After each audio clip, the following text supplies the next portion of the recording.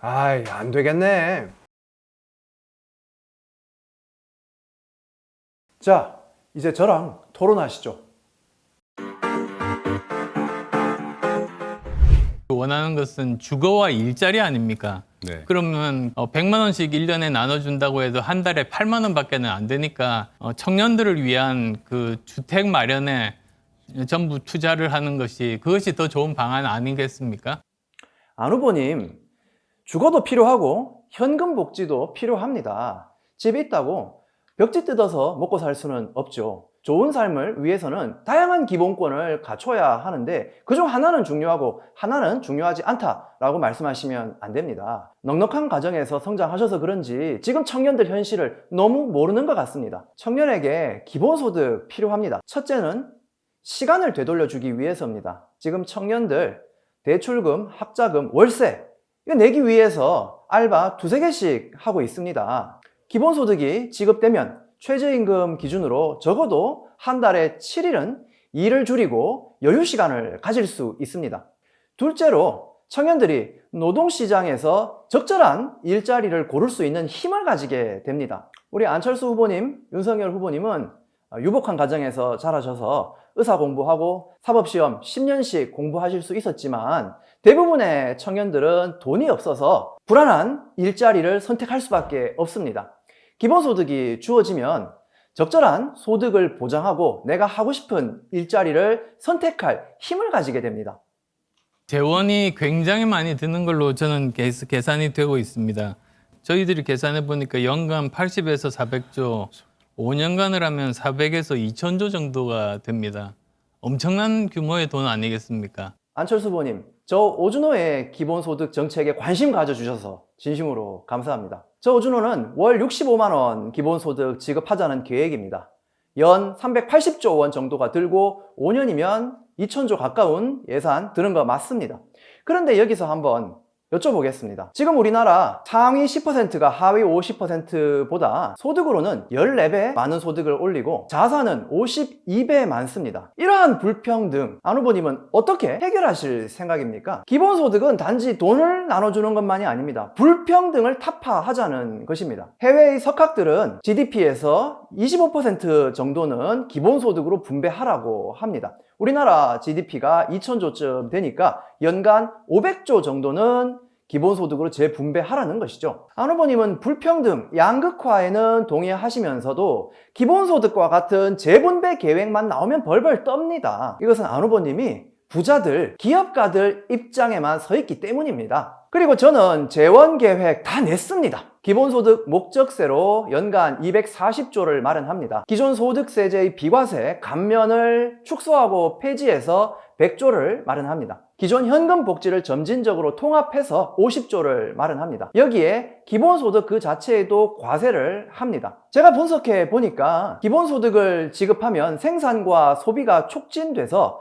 투입한 재정 대비 3분의 1 정도는 소득세나 법인세나 부가가치세로 세수로 다시 되돌아오는 것을 확인했습니다. 이만하면 안 후보님이 걱정하시는 건전 재정에 가장 잘 부합하는 것이 바로 저의 기본소득 같은데 함께 하실 생각 없습니까? 청년들의 상황이 너무 어렵습니다.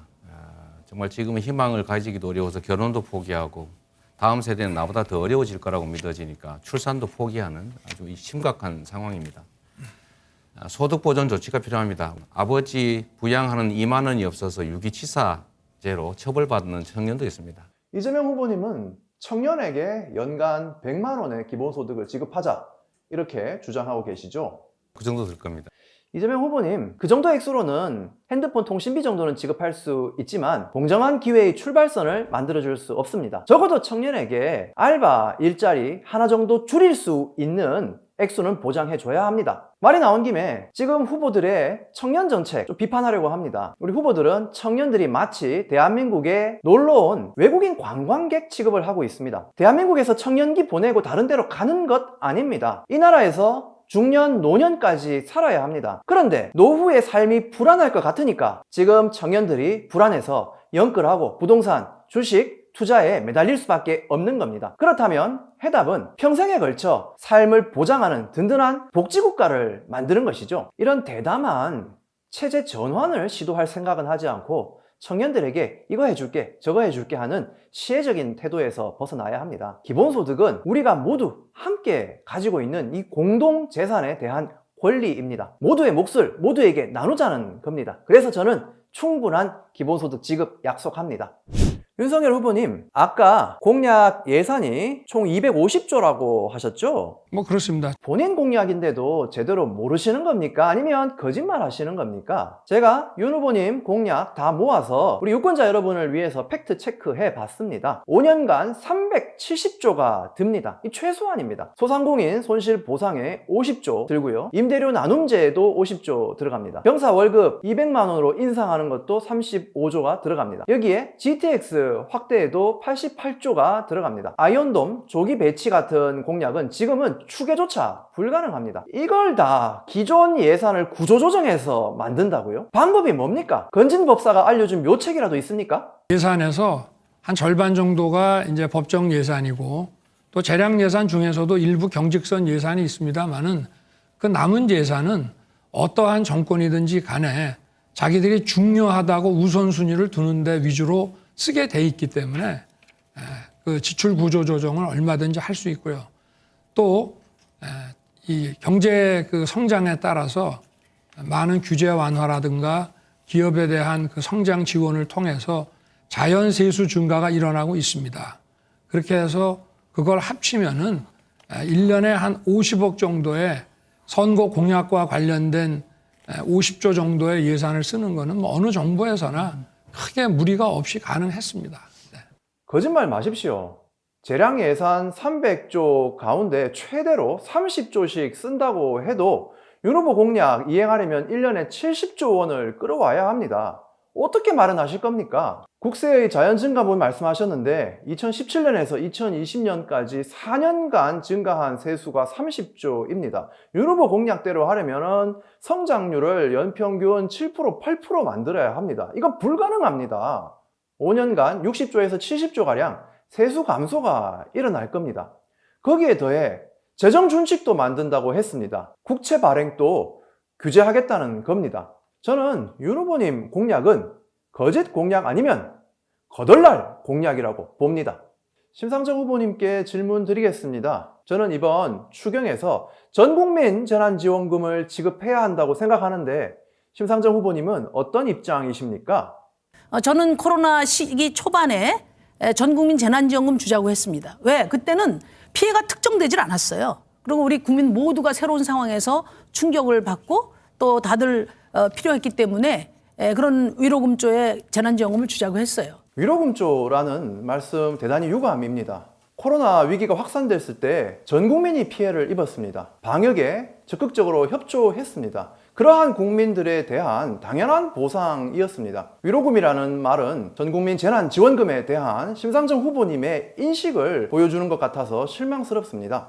이어서 질문 드리겠습니다. 작년 10월에 정치권에서 전 국민 재난지원금 논의가 있었습니다. 그때 심 후보님께서는 국민 세금은 꿀단지가 아니다 라면서 반대를 하셨는데요. 지금도 같은 입장이십니까?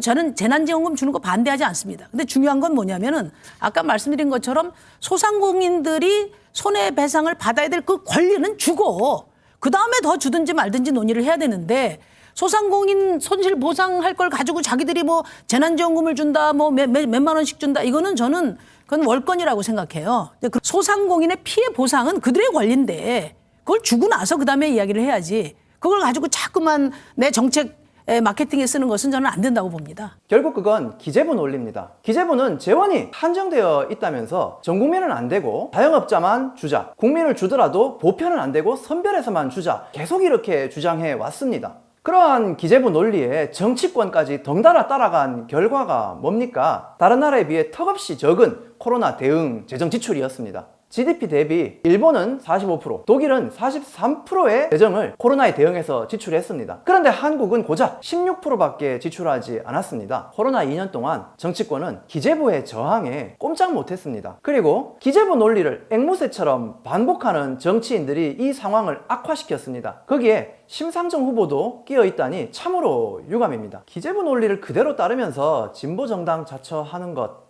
저는 모순이라고 생각합니다. 소상공인 손실보상 당연히 합니다. 저는 소상공인 손실보상법 시행령 고쳐서 손실보상 100% 하자고 주장했습니다. 그런데 자영업자만이 아니라 청년, 예술인, 독박 돌봄 하고 있는 주부, 불안정 노동자 지금 다 피해자입니다. 국가 부채를 발행해서라도 틈새 없이 전 국민 지원해야 합니다. 기재부 논리에 휩쓸릴 게 아니라 충분한 재정 지출로 전 국민 코로나 피해 회복을 지원해야 합니다. 그리고 증세를 통해서 코로나 회복 지원을 기본소득으로 발전시켜 나가야 합니다. 네, 저는 지난주에 이어서 연금에 대해서 좀 여쭤보고 싶습니다. 국민연금이 빈부격차를 완화시키겠습니까? 증가시키겠습니까? 저는 현재의 기여형 연금 체계는 양극화를 더 벌릴 수 있다고 생각합니다.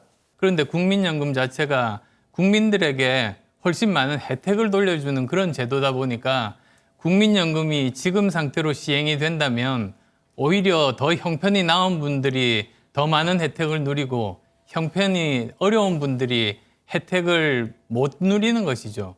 그래서 저는 가장 우선순위는 지금 현재 우리나라 복지제도에서의 다른 분께 좀 질문 사각지대를 없애는 부탁드리겠습니다. 것이다. 안 후보님, 그 사실을 알면서 왜 기본소득에 반대하십니까? 전국민 기본소득이야말로 사각지대를 없애는 가장 효과적인 방안입니다. 안 후보님의 연금개혁에 대한 관심 좋다고 생각합니다. 그런데 문제의 핵심을 좀 보셨으면 좋겠습니다. 연금만 놓고 보면 결국 요율을 높이고 가입기간 늘리고 현재 세대의 양보를 요구하는 것 그 이상 할 수가 없습니다. 중요한 것은 우리가 다른 노후보장제도가 부실한 나머지 국민연금에 과도하게 의지하고 있다는 사실입니다. 나이 들어 불안정한 일자리를 전전하는 그런 삶 대신 존엄한 노후를 보낼 수 있게 할 수 있습니다. 저는 우리 후보들이 모든 사람이 경제적인 자유를 누릴 수 있는 기본소득이 있는 복지국가를 합의했으면 좋겠습니다.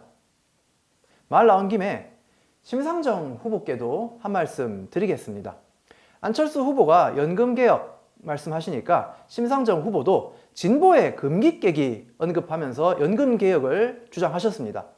결국 더 내고 덜 받자는 얘기인데요. 진보의 금기 깨기가 고작 국민연금 고갈을 늦추는 것입니까? 현재의 국민연금은 고소득자에게 더 유리한 제도입니다. 이 제도에 의존을 줄이고 증세를 통해 누구나 노후가 두텁게 보장되는 보편적인 복지체계 만들어야 하지 않겠습니까? 심상정 후보님, 진보의 금기 깨기는 국민연금 개혁에 매달리는 것이 아니라 기본소득 같은 과감한 복지제도를 받아들이는 것 아니겠습니까?